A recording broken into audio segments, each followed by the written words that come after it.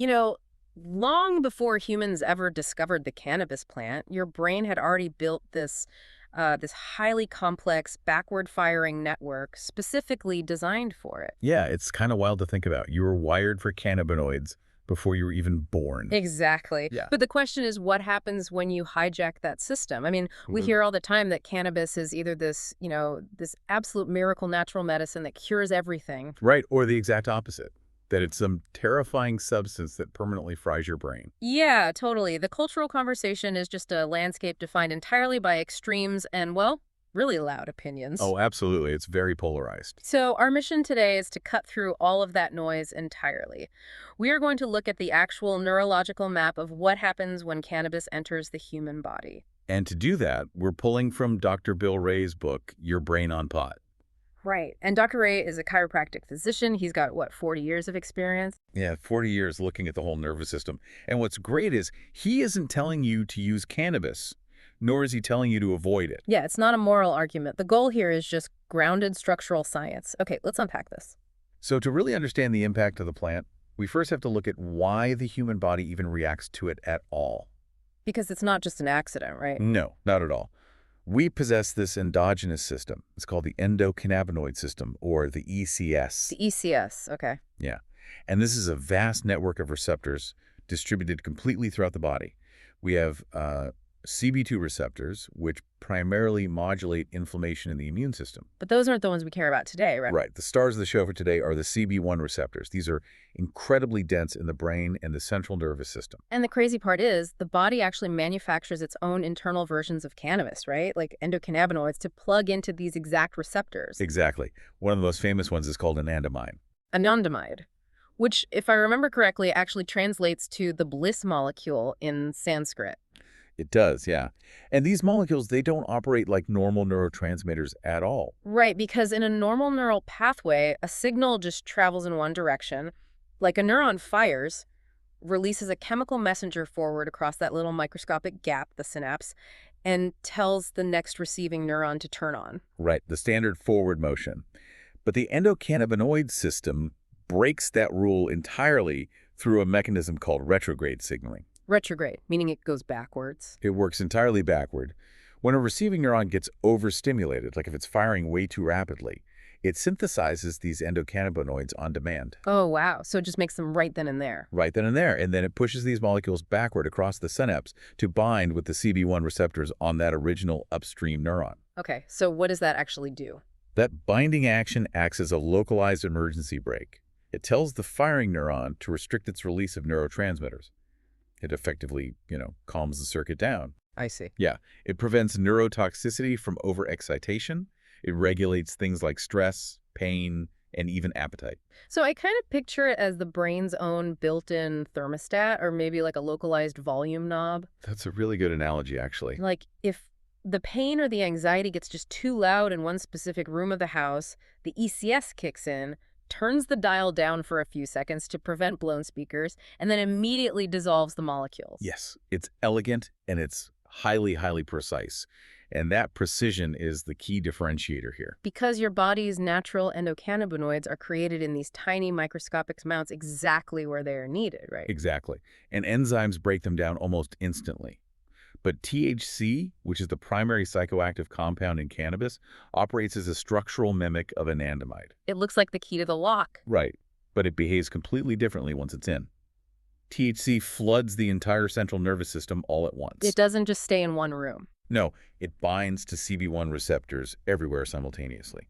And on top of that, it's highly resistant to being broken down. It overrides the brain's natural, delicate on and off timing. So to go back to the house analogy, imagine someone breaking into your house, grabbing every single volume knob and thermostat in every single room, cranking them all in different directions, and then snapping the dials off so you can't adjust them back. That is a very accurate way to visualize it. You go from a precise feedback loop to a system-wide flood. And we should probably note that CBD, the other major compound in cannabis, that doesn't do this, right? Right, CBD lacks the structural shape to bind strongly to those CB1 receptors.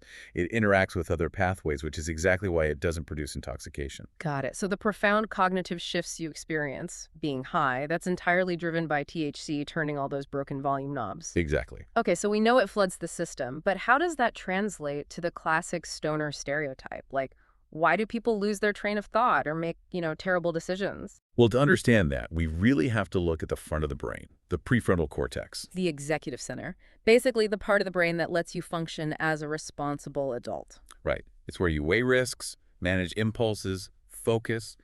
And this region relies on synchronized rhythmic electrical firing across multiple subnetworks to hold complex variables in your mind. It's juggling. Yeah, it's a massive juggling act. Yeah. But because the prefrontal cortex is so dense with CB1 receptors, a flood of THC causes those neurons to fire asynchronously. Meaning they get out of rhythm. Exactly. It doesn't paralyze the executive center, it just desynchronizes it. So the metaphorical waters get muddied. That's what creates that heavy, cognitive fog. Right. And the immediate consequence of that fog is a severe degradation in working memory and risk assessment. The ability to calculate pros and cons in real time is severely compromised. Which is exactly why driving under the influence is so dangerous. Exactly. A driver might feel totally calm and focused, but their prefrontal cortex literally cannot seamlessly juggle the simultaneous variables of speed, lane positioning, and unpredictable external hazards. The synchronized processing power just isn't there anymore. It's just not. Okay, that makes perfect sense for decision-making, but it doesn't entirely explain the sheer memory loss. Like when you walk into a room and completely forget why you were there. Oh, right. For that, we actually have to move slightly deeper into the brain, to the hippocampus. The part that looks like a little seahorse. Yes, the seahorse. This is essentially the brain's archivist.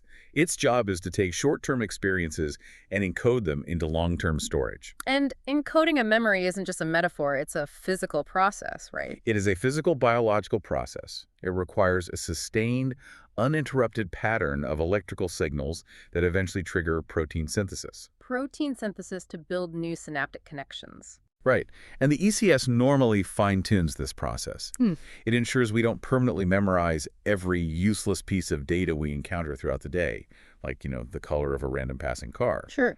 But when THC floods the hippocampus, it drastically suppresses the electrical activity required to even initiate that protein synthesis. Wow. So it literally stops the archivist from filing the paperwork. That's exactly it. The physical bridge between short-term experience and long-term storage is just dismantled. So you experience a conversation, but the hippocampus simply drops the data before it can be written down. Yeah, and that is exactly why a thought just vanishes mid-sentence. Okay, I have to push back on the absolute nature of this impairment, though, because, I hear people claim all the time that they use cannabis specifically to lock in and study or to write code. Right, the functional user. Yeah.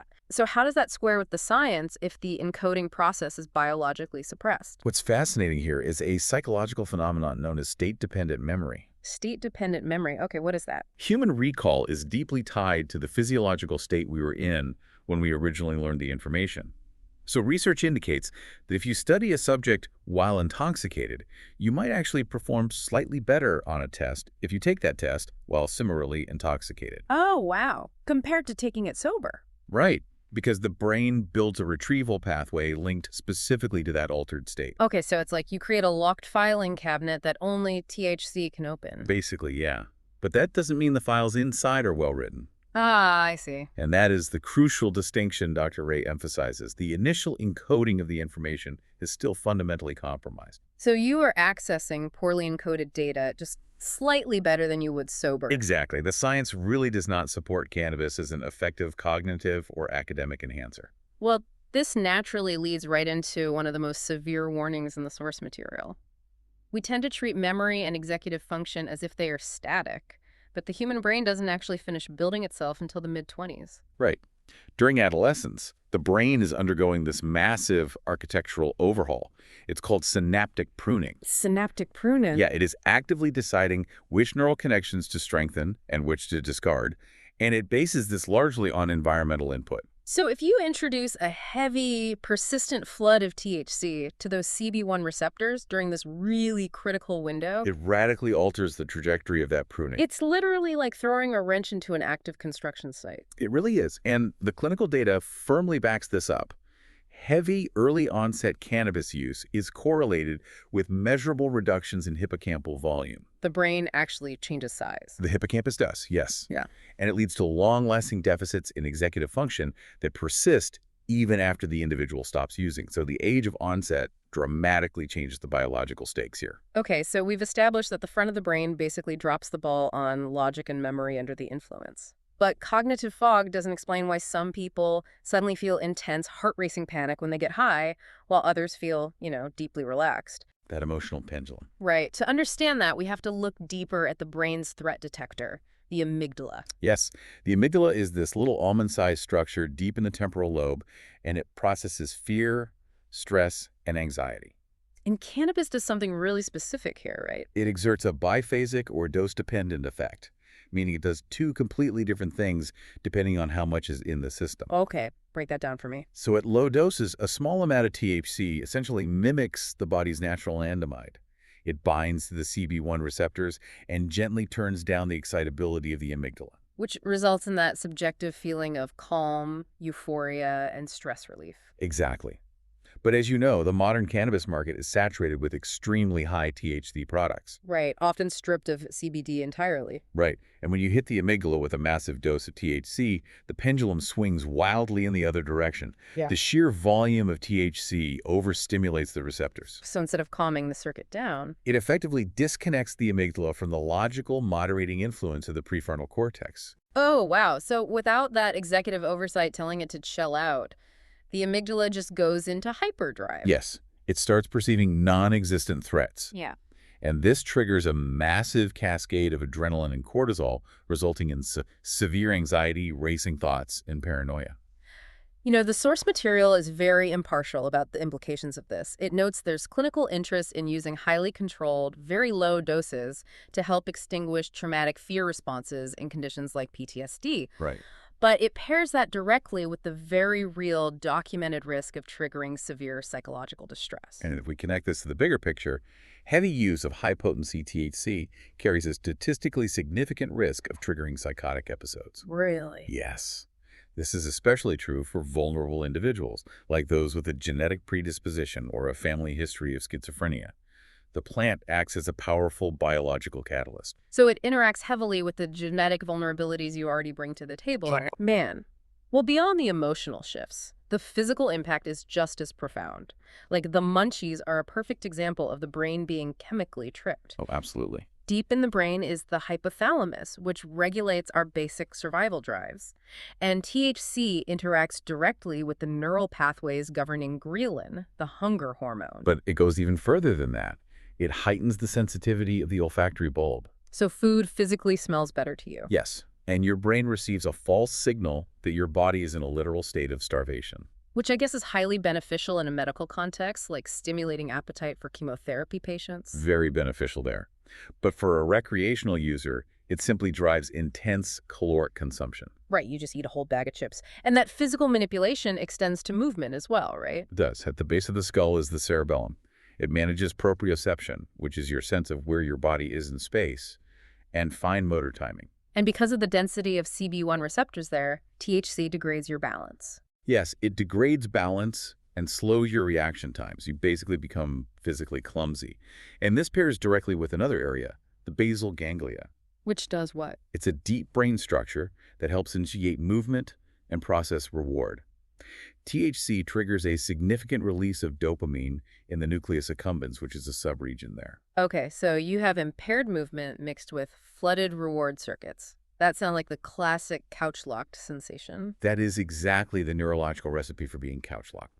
Heavy and sedated. And that dopamine release is where we run into the mechanics of tolerance and dependence, isn't it? Because the brain is obsessed with homeostasis. This raises an important question, actually. Because if you constantly flood the brain with externally triggered dopamine, it's going to adapt. Right, it defends itself. It adapts to a process called downregulation.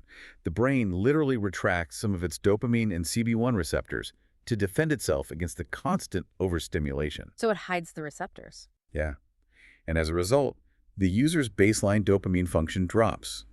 Everyday activities like eating a good meal or seeing a friend, they no longer provide natural joy. So the individual requires increasingly larger doses of cannabis just to feel normal. Exactly. Which really challenges the persistent myth that cannabis is completely non-addictive. The clinical reality is quite different. Roughly 1 in 10 regular adult users will develop a pattern of compulsive use that meets the diagnostic criteria for cannabis use disorder. 1 in 10. Wow. And for those who begin using in adolescence, that risk jumps significantly. So we've mapped the geography of the brain under the influence, but Dr. Ray stresses that the delivery method radically alters how this biological map is activated, right? Yes, the neurobiology is really only half the story. The chemistry of consumption is the other half. Like smoking versus edibles. Exactly. When cannabis is smoked or vaped, the delta-9 THC is absorbed through the lungs directly into the bloodstream.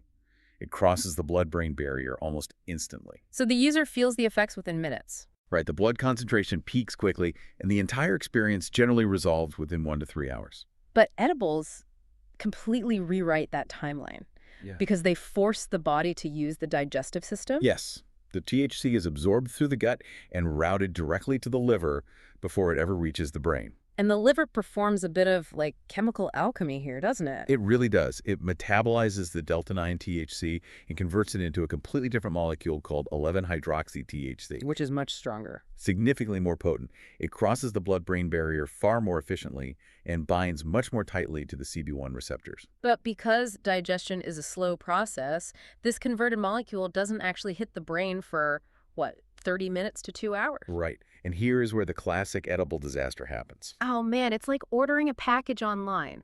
You place the order, wait an hour, and when it doesn't show up on your doorstep, you assume the system is broken and place a second, much larger order. Yes, exactly. But the first package was just delayed in liver transit. So by the time both packages arrive at the brain, you are dealing with a massive compounding flood of 11-hydroxy-THC. And that severe overconsumption can lock someone in a state of paranoia and physical impairment for 4 to 8 hours. It is the leading cause of acute negative reactions and emergency room visits related to cannabis. That is wild. And transitioning from acute accidents to chronic use, we also need to examine the physiological reality of stopping. Right. When a heavy user ceases consumption, that downregulated brain we talked about has to scramble to re-regulate itself. The body goes into cannabis withdrawal syndrome. Yes. Without the external THC dampening the nervous system, everything rebounds. Users experience heightened irritability, anxiety, and a massive disruption in their sleep architecture. The sleep part is fascinating because THC artificially suppresses REM sleep, right? It does, and REM is the cycle where we do most of our dreaming and emotional processing. So when you remove the THC, the brain attempts to catch up on a massive backlog of missed REM sleep. This REM rebound throws the individual into intensely vivid, often exhausting dreams for weeks until the sleep architecture normalizes. But despite all of these structural changes and withdrawal symptoms, Dr. Ray's text offers a deeply optimistic view of neuroplasticity. It does. The brain has an incredible capacity to heal. Adult brains show remarkable recovery. How fast are we talking? Clinical studies tracking heavy adult users who commit to abstinence demonstrate measurable, significant improvements in working memory, sustained attention, and processing speed within just 1 to 3 months. So the receptors upregulate again and baseline function returns. Exactly. The caveat, though, looping back to our earlier discussion, is that adults who began their heavy use during early adolescence might retain subtle but persistent residual differences. Right, especially in executive function, even after long periods of abstinence. The timing of the exposure really dictates the permanence of the alteration. And this raised stakes for youth is exactly why Dr. Ray's clinical advice focuses entirely on pragmatic harm reduction. Completely. Let's synthesize those harm reduction principles, looking at the whole nervous system. Principle 1, protect the construction site. Meaning, delay initiation until at least the mid-20s to allow the prefrontal cortex to finish its pruning and wiring process without chemical interference. Right. Principle 2, mitigate the emotional risks to the amygdala. So if an individual chooses to use, they should favor products with lower THC concentrations and higher CBD ratios.